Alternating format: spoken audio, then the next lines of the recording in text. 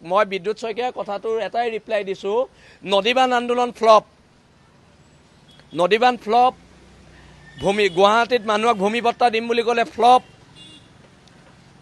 কোনটো আন্দোলন কৃষক মুক্তিয়ে কওক, কোনটো আন্দোলন ছাকচেছফুল হ'ল, কোনটো আন্দোলন ছাকচেছফুল হ'ল?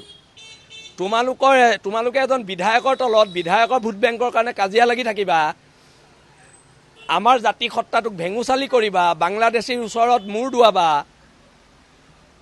তোমালোকৰ যদি কথা ইয়াত খুলিবলৈ যায়, তোমালোকৰ ল'ৰা এটা 20 লাখ টকা খুজি পেলাই জেলত থকা নাই জানো? বিল-আচি থানাৰ কোনোবাই আজিলৈকে তোমালোকৰ এগেইনষ্টত পোষ্ট দিছে নেকি?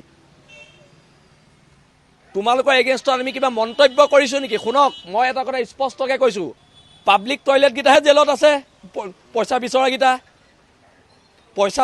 পইচা বিচাৰি উমানন্দ মুদৈ জেলত আছে, কিন্তু আমি একো প্ৰতিক্ৰিয়া দিয়া নাই। আমাৰ ওচৰলৈ সাংবাদিক বহুতবাৰ আহিছে, কিন্তু আমি প্ৰতিক্ৰিয়া নাই দিয়া। আমি নিজৰ ককাই ভাইৰ মাজত কাজিয়া হোৱাটো নিবিচাৰোঁ।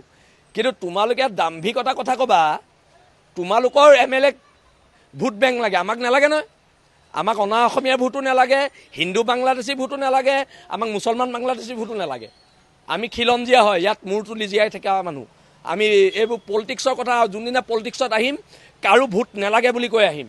নপুংসক নহয় আমি। তোমালোকৰ নিচিনা ক্ষমতা হেৰাম বুলি যে তোমালোকে ভয় খোৱা, ক্ষমতাৰ পৰা গুচি যাবা বুলি, আমাৰ ক্ষমতা নাই, তথাপিতো আমি ৰজা।